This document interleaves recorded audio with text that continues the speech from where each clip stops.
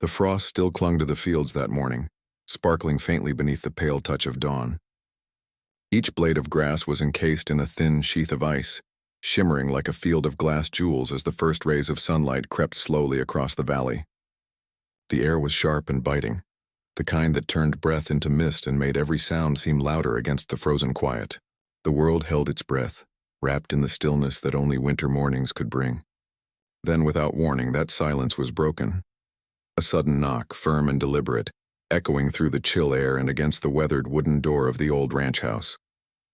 It wasn't the kind of polite knock that visitors gave. It was urgent, desperate, almost trembling, the kind that carried with it a story waiting to be told. Inside, Samuel Hull paused mid-step. He had been on his way to fetch water from the well, the early chill biting at his bare chest and calloused hands. Steam rose faintly from the coffee pot on the hearth, the only warmth in the dim, rough-hewn cabin. He was a man carved from labor and silence, tall, broad-shouldered, his face marked by wind and sun. Across the valley, everyone knew Samuel Hull as the man who kept to himself. He worked his land, tended his cattle, and spoke little unless there was something worth saying. People said he had the kind of strength that could move mountains, but it was the quiet around him that made others uneasy.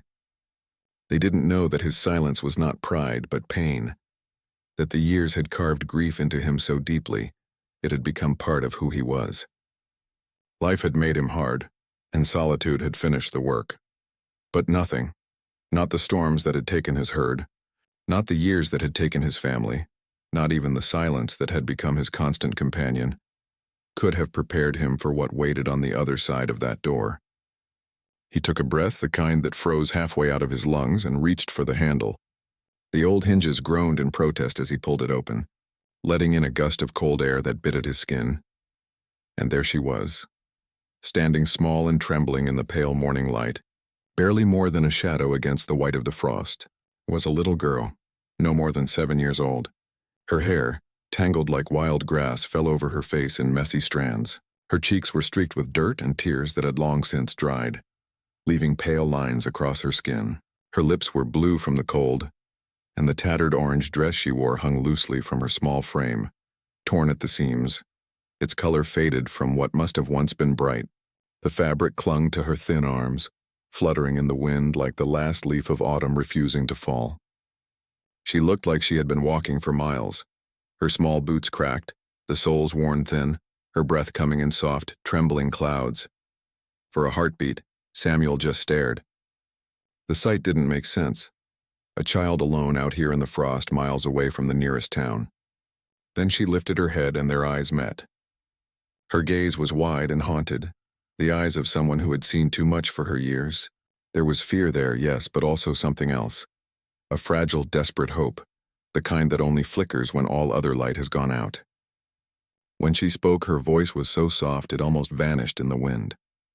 "They beat my mama," she said, her small voice breaking like ice beneath weight. "She's dying." The words hung in the air, suspended between them, sharper than the cold itself. Samuel's chest tightened as if an invisible hand had clenched around his heart. He couldn't speak, couldn't move. The world seemed to still again. Even the wind stopped. He looked down at her small boots, at the frost gathered on the hem of her dress, at her hands curled into trembling fists. Every part of her spoke of pain, the kind that leaves marks deeper than skin. For a long moment, he could only stand there, the doorway framing them both. A giant of a man and a fragile child, two souls thrown together by fate in the middle of a frozen morning. Behind her, the forest loomed, vast, dark, and endless, the tall pine trees standing like silent sentinels. Their trunks were heavy with frost, their shadows long and still. The forest looked alive in its own quiet way, whispering secrets only the wind could hear. And in that moment, Samuel thought he could almost feel the weight of those secrets. The pain, the fear, the unseen cruelty that had driven this child from its depths.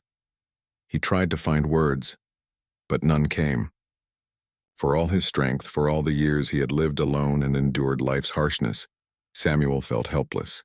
The girl's small body trembled violently in the wind, her breath uneven. He noticed then how red her hands were, raw from the cold, scraped and cut like she had fallen more than once on her way here.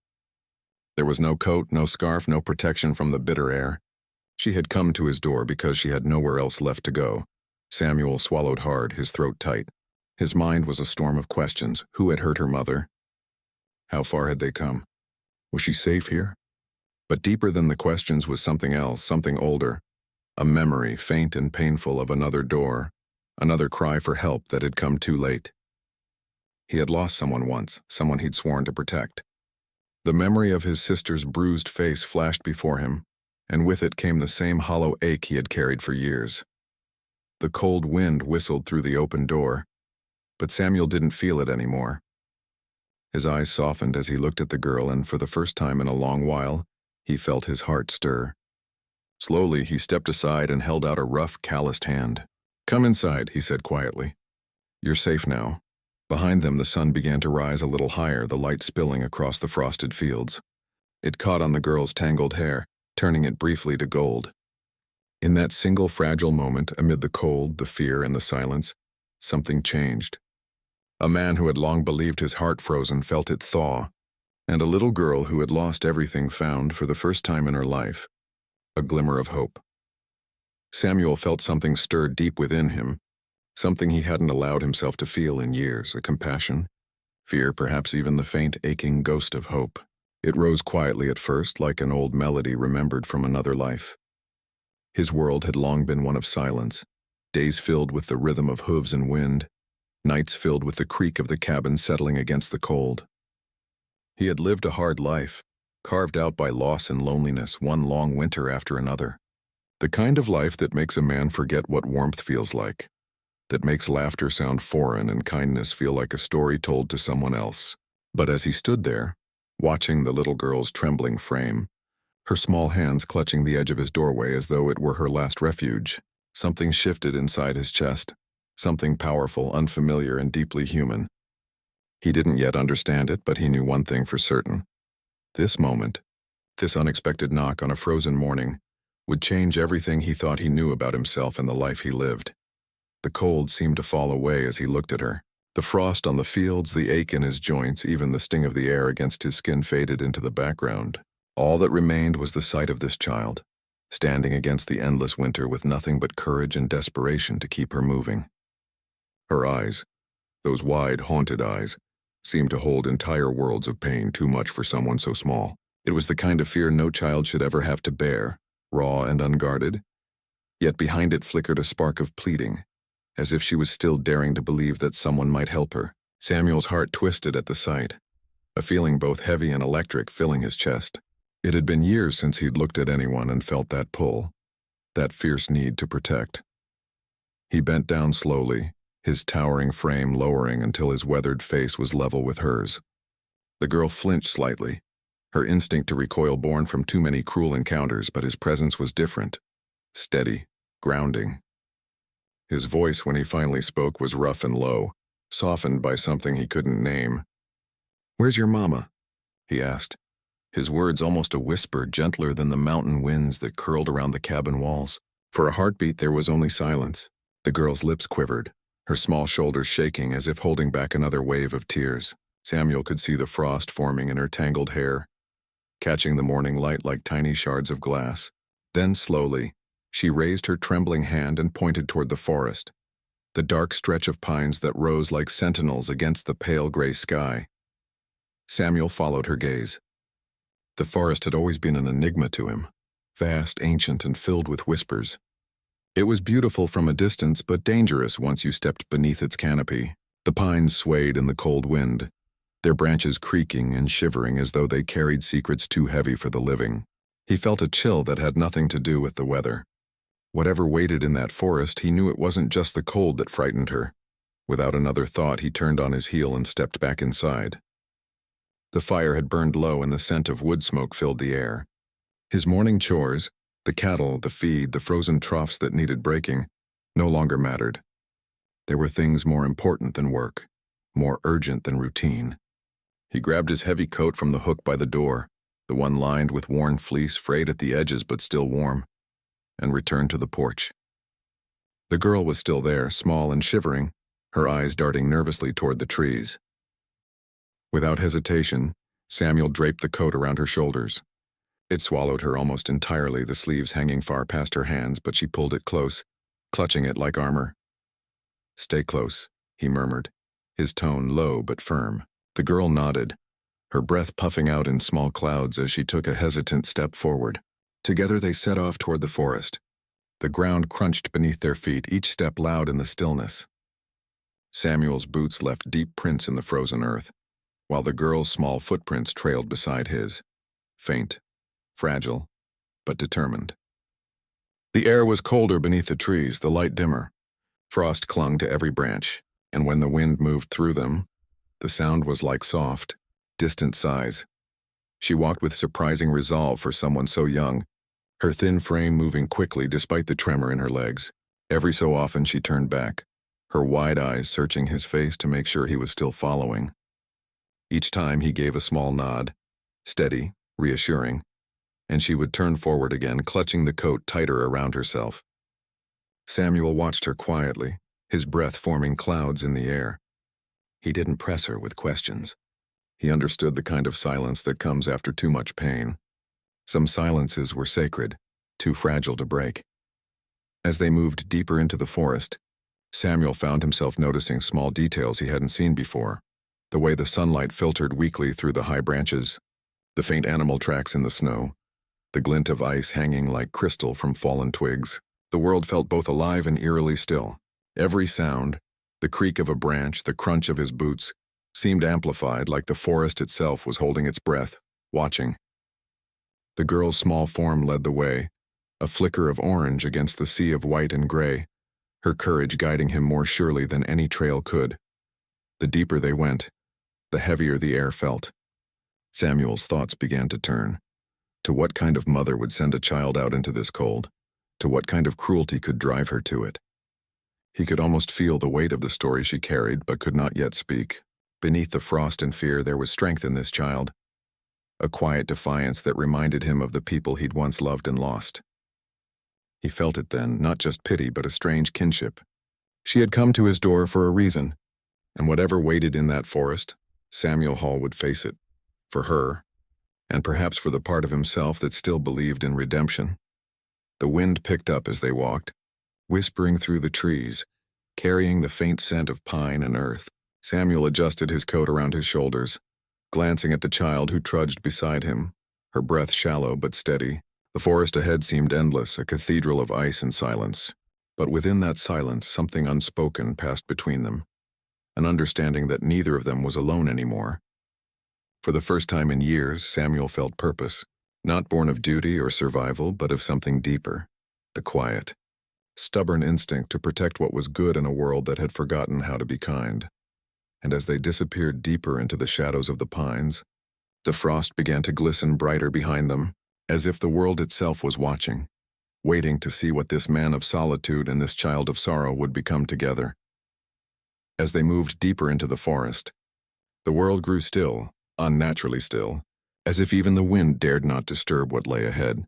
The towering pines rose like silent sentinels, their snow-laden branches bowing under the weight of winter's breath. The air hung thick with cold and secrecy. The only sounds that dared to exist were their breaths, his heavy and deliberate, hers short, uneven, trembling, and the crunch of frost beneath their weary feet. Every exhale came out in clouds of white, dissolving quickly into the gray light that filtered weakly through the trees. The forest floor was littered with fallen needles, damp earth, and the faint glimmer of ice, giving the illusion that they were walking across shards of glass. The smell of pine and decay mingled in the air, sharp and earthy, carrying the ghost of something old, something that felt like sorrow left too long in the cold. After what felt like an eternity, the trees thinned, revealing a small clearing swallowed by silence. At its heart stood a structure that seemed more memory than home, a crumbling shack, hunched beneath the weight of years and neglect. The roof sagged inward as though bowing to its own exhaustion, and one wall leaned at an unnatural angle, barely held together by weathered planks. Moss and rot crept along its foundation, and the wind whispered through the cracks, moaning like a wounded thing. The door hung from a single rusted hinge, creaking back and forth with the rhythm of the breeze. Not a welcoming sound, but a warning. Samuel paused at the edge of the clearing, his eyes narrowing. Every instinct in him, the kind honed from years of surviving storms and solitude, told him this was a place of pain. The air here was different, colder, heavier, as though grief itself had taken root in the soil. The little girl, her small hand still clutching the edge of his coat, tugged softly, her eyes fixed on the shack. "She's inside," she whispered, barely audible. There was no hesitation in her voice, only certainty, the kind born of fear too familiar to question. Samuel nodded once, silently, and approached. The ground around the shack was scattered with footprints, some small and recent, others deep and rough, older. His jaw tightened as he studied them. The faint smell of smoke, long extinguished, lingered in the air. When he reached the door, he heard it, faint at first, then unmistakable, a sound that didn't belong to the forest, the weak, rasping cough of someone clinging to the edge of life. He pushed the door open gently, the rusted hinge groaning in protest. The scent that hit him was a mix of rot, smoke, and something metallic. Blood, old and dried. The dim light that filtered through the warped boards fell in uneven strips across the interior. Dust motes floated lazily in the air, and in the corner, on a pile of tattered rags and torn quilts, lay a woman, the girl's mother, Mara. Her name came to him instinctively, as if whispered by the walls themselves. She lay curled on her side, half covered by a thin blanket that did little to ward off the cold. Her skin was pale, almost gray, except where it was marred by dark bruises blooming like poison across her face and neck. Her lips were cracked and bleeding, her breath shallow, rattling as though each one might be her last. The outline of her ribs showed through her torn dress, and her fingers clutched at the edge of the blanket with what little strength remained. The little girl rushed forward with a cry that broke the silence. "Mama!" she whispered, falling to her knees beside the woman. Mara stirred weakly, her eyes fluttering open. They were clouded, distant, but when they focused on her daughter's face, something warm flickered through the pain. Recognition, love, relief. A trembling hand reached up, brushing the girl's hair aside before falling back limply. Samuel stood frozen for a moment, his chest tightening until it was hard to breathe. He stepped closer, his boots whispering against the wooden floor. Kneeling beside her, he reached out, hesitating just above her frail shoulder. His hands, rough, calloused, built for the labor of earth and iron, suddenly felt too heavy, too clumsy for this fragile world. He was afraid even the gentlest touch might break her. When his fingers finally brushed her arm, she flinched. A small instinctive motion, but enough to make his throat burn. She tried to speak. Her lips parted, but the sound that came out was no more than a whisper lost in the cold air. Samuel leaned closer, catching fragments on a name, perhaps, or a plea, but the words dissolved before they reached him. Still, he understood. He didn't need her to explain. The bruises told the story he had already read too many times in the silence of the world. A story of cruelty, of fists and fear, of a woman's endurance tested past its breaking point. Samuel's gaze swept the room, the shattered chair in the corner, the broken lamp, the overturned table, signs of violence scattered like echoes of rage. His fists clenched until his knuckles turned white. He could feel anger rising in him, deep and cold, like a storm brewing far below the surface. But beneath the anger was something else.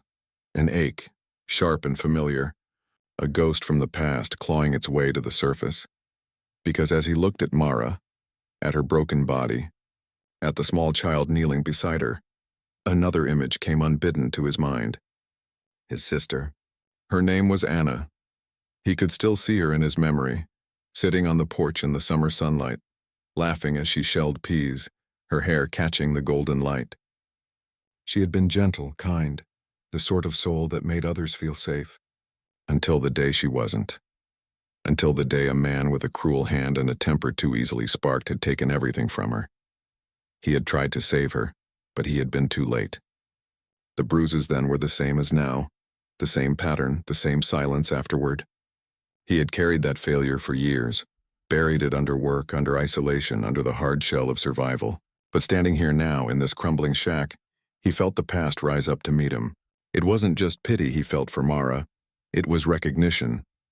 The same pain, the same helplessness, the same desperate need to make things right, even if it was too late to undo the harm already done. A tremor passed through him, and for the first time in years, Samuel Hole bowed his head, not in prayer but in quiet surrender. The ghosts he had tried so long to bury had found him again, not to haunt him this time, but to offer him a chance to do now what he could not do then. He looked down at Mara, her breath faint but steady. The little girl clung to her hand, whispering something only a child's heart could understand. And Samuel made a silent vow that whatever it took, whoever had done this, they would never touch her again. He would not turn away this time. He would not be too late again. The light in the shack dimmed as the wind picked up outside, rattling the broken walls, but inside something unseen stirred. Not just sorrow, but the first fragile spark of redemption. Standing over Mara's broken form, Samuel felt that same old storm of fury and sorrow surge within him. Not a simple anger, but something ancient and buried deep within his bones, something that had slept for years beneath layers of solitude and silence. It was the kind of pain that comes from seeing the innocent destroyed, the kind of fury born not just of injustice but of remembrance. His jaw tightened until his teeth ached, and his broad shoulders tensed beneath the weight of the emotion that clawed its way to the surface. Every muscle in his body trembled with restraint. For a moment he could almost hear echoes from the past, cries that still haunted the corners of his mind, the voices of people he had loved and lost because he had been too late. The ghosts of his failures had followed him for years, whispering reminders of every time he had been powerless to stop suffering. But standing here now in this collapsing shack in the heart of a frozen forest, Samuel made a silent vow that this time he would not fail. There would be no more helplessness, no more guilt festering in the quiet hours of dawn. Not again. With a deep breath that misted in the cold air, he forced the trembling from his hands and knelt beside Mara. Her skin was icy to the touch, her pulse faint but there, fragile like the flicker of a dying candle. "You hold on now," he murmured, though he wasn't sure if she could hear him. His voice cracked in the stillness. Then, with the kind of strength that had made him known across the valley, he slid one arm beneath her shoulders, the other under her knees, and lifted her from the ground. For all his size and might, he moved with a gentleness that spoke of reverence. She felt weightless in his arms, her head lolling weakly against his chest, a faint sigh escaping her lips as though her body could finally rest. Behind him, the little girl, Ara, followed silently. The frost crunched softly beneath her bare feet, leaving a fragile trail of small prints in the earth behind them. She kept close, her wide, fearful eyes fixed on her mother, her trembling hands gripping the hem of Samuel's coat. The forest seemed to hold its breath as they walked, the trees standing solemn and unmoving, their long shadows stretching across the snow like silent witnesses. The first light of morning broke over the ridge, painting the frost in gold, but the cold was still sharp and unforgiving. Samuel's breath came in heavy clouds, his steps steady and deliberate, the muscles in his arms straining under the burden of both weight and purpose.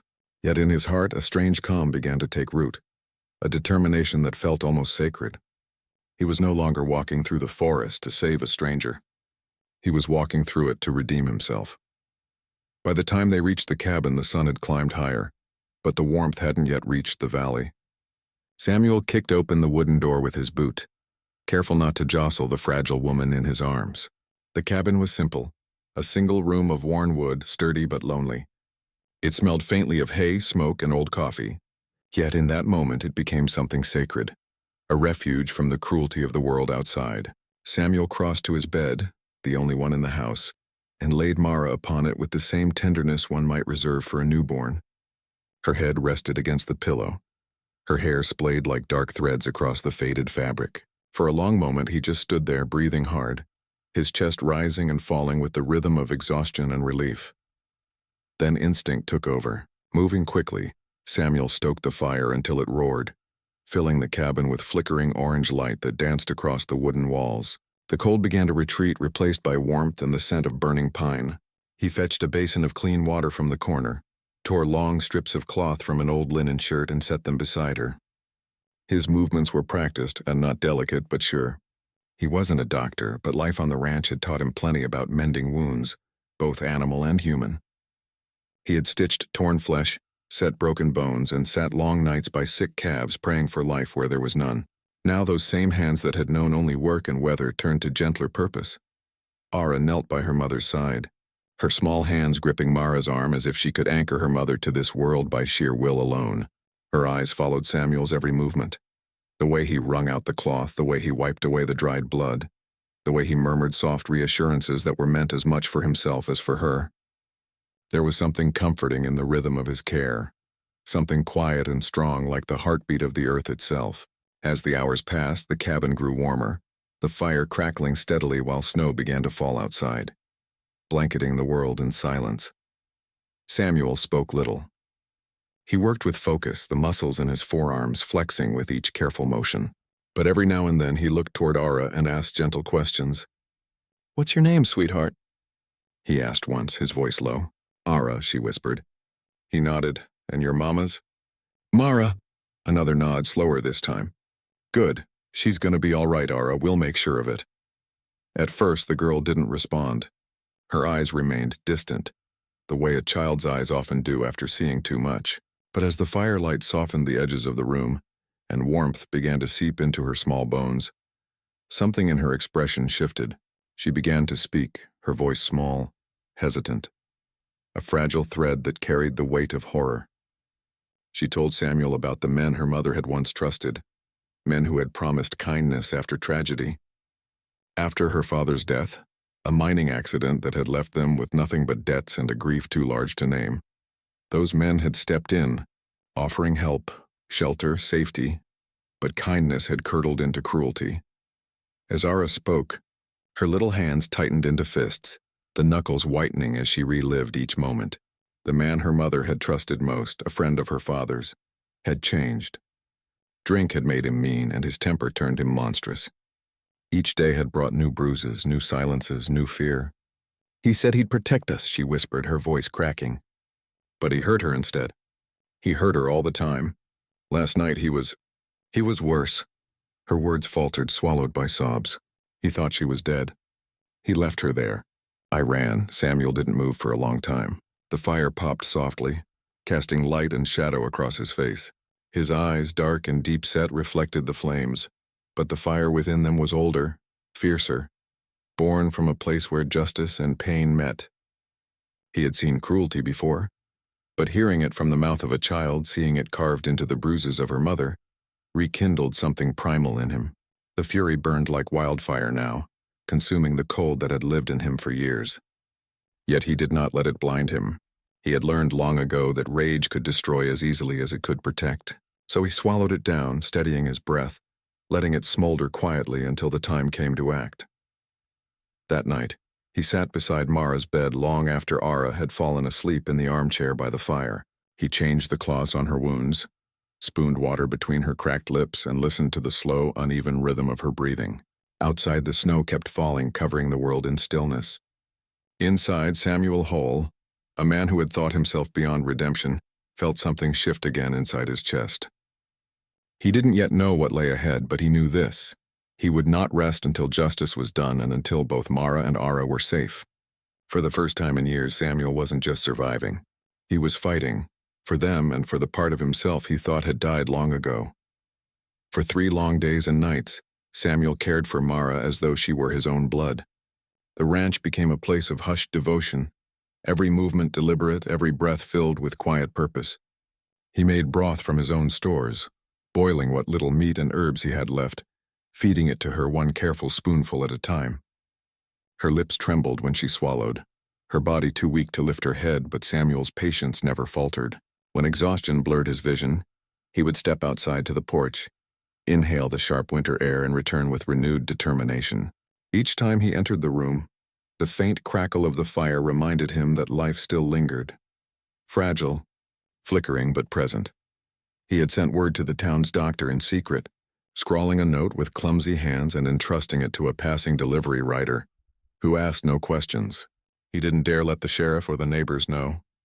In towns like theirs, gossip spread faster than wildfire, and once the wrong ears heard Mara's name, the men responsible would be warned.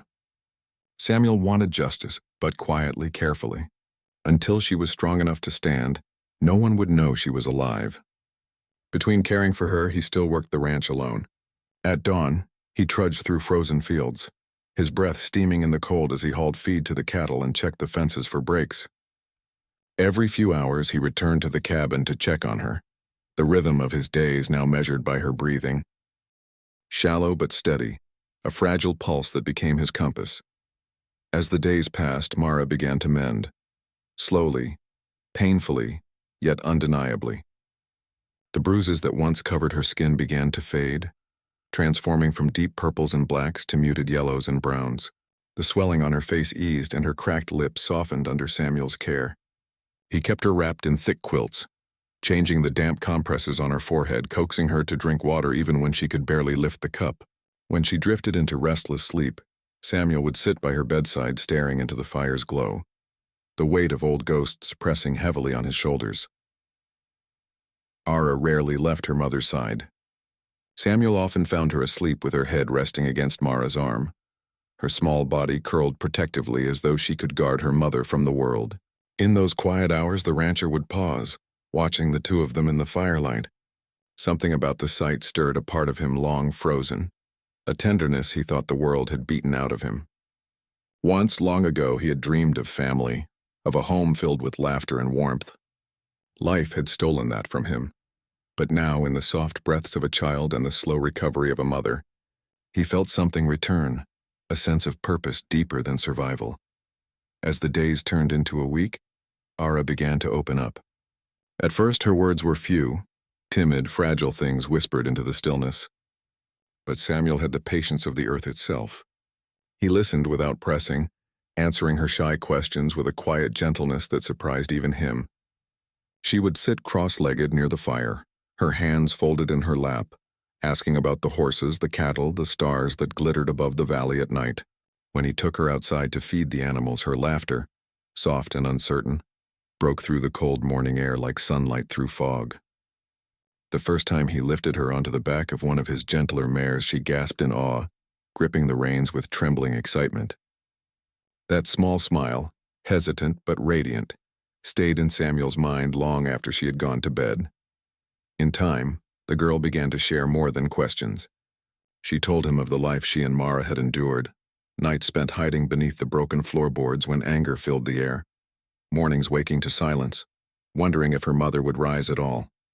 She spoke of the man who had promised to care for them after her father's death, how his kindness had soured into cruelty the moment he realized they had no one left to protect them. Each word struck Samuel like a blow, his knuckles tightening around the mug in his hand as he listened.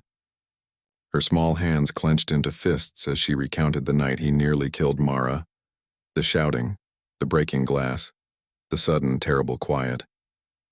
When she finished, her voice cracked into a whisper. I thought she was gone. Samuel said nothing for a long time. The only sound was the hiss of the fire. His eyes, shadowed beneath the brim of his hat, stared into the flames, seeing not wood and ember but memories. His sister's face, pale and lifeless beneath the morning light of another time. That old grief rose in him again, sharp and merciless. Yet beneath the sorrow there was resolve. He had failed once. He would not fail again.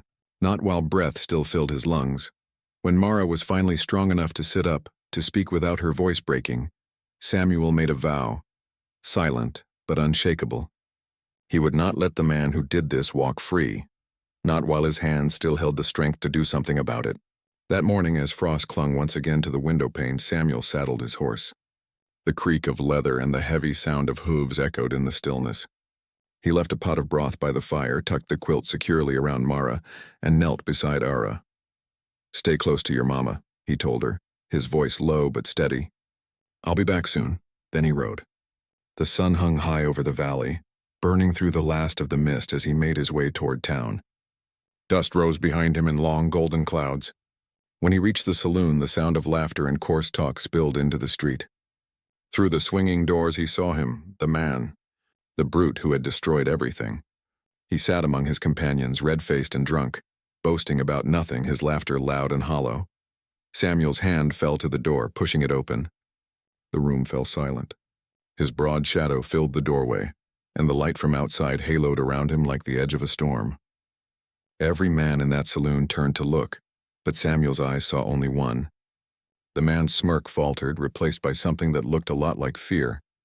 Samuel stepped forward, the floorboards groaning under his weight. The air grew heavy, the laughter died, and for the first time in years, Samuel Hall's purpose was clear, sharp as steel and cold as the mountain wind. Samuel walked straight toward the man, his boots striking the wooden floor with slow, deliberate steps that echoed through the saloon like the tolling of a warning bell. Each step seemed to draw the life out of the room, draining it of laughter and light. The once rowdy chatter faded into uneasy murmurs, then silence. The piano player's hands froze above the keys, the last note hanging in the air before dissolving into stillness. A glass clinked softly somewhere in the background as a nervous hand set it down, and even the wind outside seemed to hold its breath. The man looked up, a smirk twisting across his face, false confidence flickering in his eyes. He was broad, mean-looking, the kind of man who thrived on fear. But Samuel had seen true monsters before, and this one didn't scare him. He stopped just inches from the man's chair, his tall frame casting a shadow that seemed to swallow the table whole. When he finally spoke, his voice was calm, steady as stone, yet layered with a quiet thunder that made the hairs on every neck stand on end. "Mara and her little girl," he said, each word slow, deliberate, shaped by conviction and grief, "will never suffer under you again." For a heartbeat, no one moved. Then the man's friends, men who had shared his cruelty and cowardice, burst into laughter, their jeers filling the air like the sound of breaking glass. They mocked Samuel's weathered hat, his patched coat, the calloused hands of a man who worked the land rather than taking from it. "You think you're some kind of savior, Hall?" one sneered. "You're just an old fool who don't know when to mind his own business." But Samuel didn't answer. He didn't need to. His gaze, cold, unwavering, swept across the room, meeting each man's eyes in turn. And one by one, their laughter died. There was something in him that silenced even the cruelest tongue.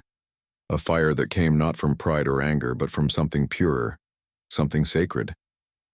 It was the fire of a man who had nothing left to lose and everything right to protect. The silence deepened until it pressed on the room like a weight. The men shifted uneasily, glancing at each other, unsure whether to stand or run. The man at the table, the one who had nearly taken Mara's life, sneered again, but the tremor in his hand betrayed him. He reached for his drink to hide it, but his grip faltered. Then the sound of boots echoed from outside. Another door swung open.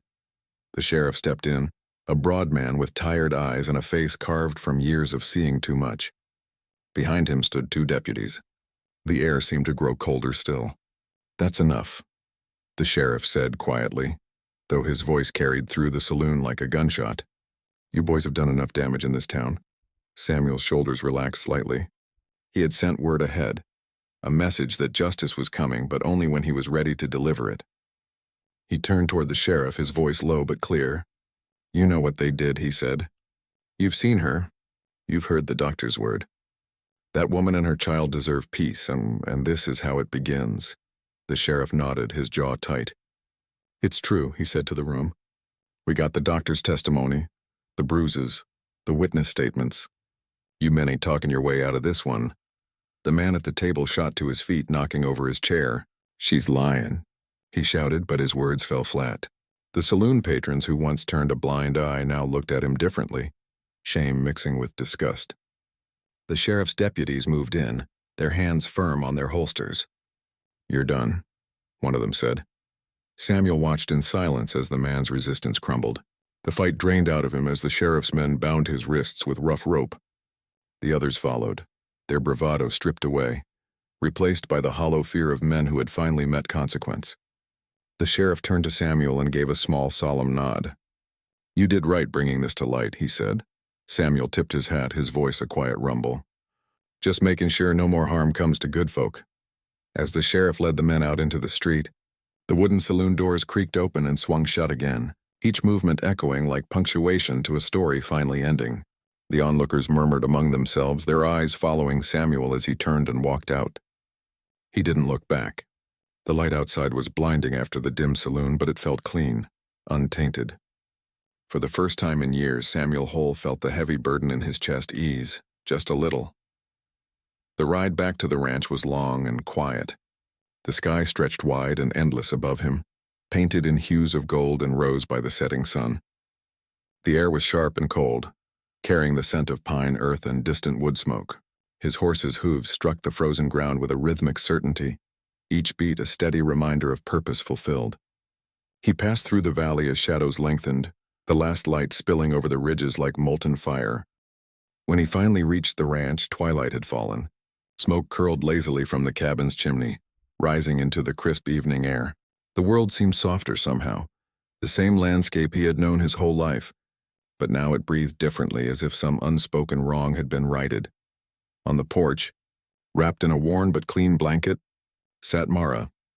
Her hair, once matted and tangled, had been brushed and tied loosely at the back.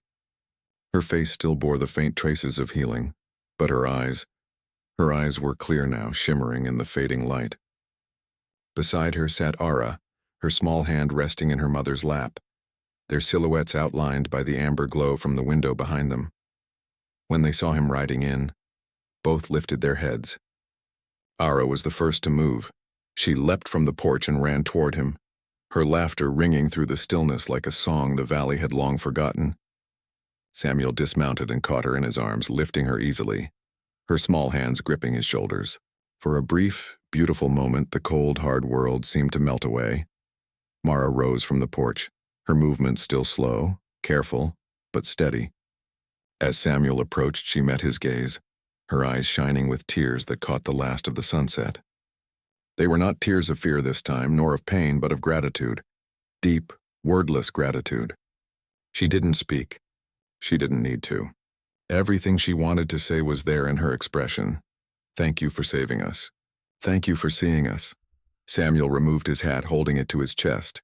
You don't owe me thanks, he said quietly. You just heal.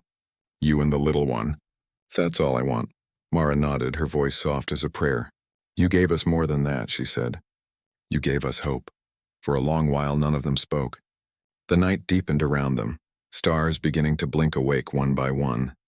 The fire inside the cabin crackled softly, its warm glow spilling through the doorway, wrapping the ranch in a golden halo.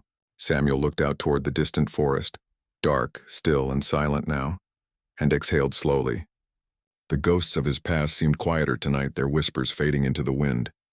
Behind him, Ara tugged on his sleeve. Will you stay with us, Mr. Samuel? She asked, her voice sleepy but sure. He smiled faintly, that rare, genuine smile that reached his eyes. Ain't got nowhere else to be, little one, he said. Reckon I'll stay right here. And as the stars stretched wide across the sky and the frost began to glimmer on the fields once more, Samuel Hall, the man once known for his solitude, finally found what he hadn't known he'd been searching for all along. Not redemption, but belonging. For Samuel, that moment was more than victory. It was redemption. In saving Mara and little Ara, he had unknowingly saved himself. The years of silence, the loneliness that had clung to him like a second skin, the guilt that had stalked his every quiet evening. All of it began to ease, slowly, like frost melting beneath the first morning sun. For the first time since the night his sister had died, Samuel felt something unfamiliar yet deeply human. Peace. It came to him not with fanfare, not with grand revelation, but in small moments. In the way Ara's laughter echoed through the hills, in the sight of Mara's hand steady once more, in the warmth that returned to his once cold home. He often caught himself staring out at the horizon in the late afternoons, his rough hands resting on the porch railing, the golden light painting the fields in soft shades of amber. The land stretched quiet and endless before him, the same land he had worked all his life, yet it looked different now. The silence that once weighed on him had changed. It wasn't emptiness anymore. It was peace. It was life breathing again where despair once lingered. Weeks passed and the ranch slowly began to transform. What had once been a place of quiet labor and heavy memories now rang with the sound of laughter, music, and life. The wooden fences that had stood weathered and gray for years were mended and painted anew, the barn doors fixed, the vegetable garden replanted under Mara's careful hands. Samuel found himself doing things he hadn't done in decades, fixing a swing for Ara from an old rope and a plank of oak, carving small wooden horses for her to paint, even humming low tunes while he worked the fields. Ara, her spirit blooming again like spring after a long winter, spent her days chasing chickens and trying to teach the barn cats to behave. Her laughter carried through the valley, light, unrestrained, and healing. Her once tattered orange dress was gone, replaced by warm clothes Samuel had bought for her during one of his rare trips to town. Each time she put on a new sweater or pair of boots, her face would light up with a gratitude that needed no words. And Samuel, who had always been uneasy around children, found himself protective in a way that startled even him. Mara, too, began to heal, not just in body, but in spirit. Her strength returned slowly, her movements growing steadier with each sunrise. She tended to small chores around the cabin, her gentle hands mending torn clothes, stirring soup over the fire, or brushing Ara's hair with tender patience. In the evenings, when the sky burned orange and pink, she would sit on the porch with Samuel, a quiet understanding between them that needed no words. Sometimes she would hum softly, old songs from a time before fear had stolen her voice, and Samuel would find himself listening, still and content as the sound drifted across the fields.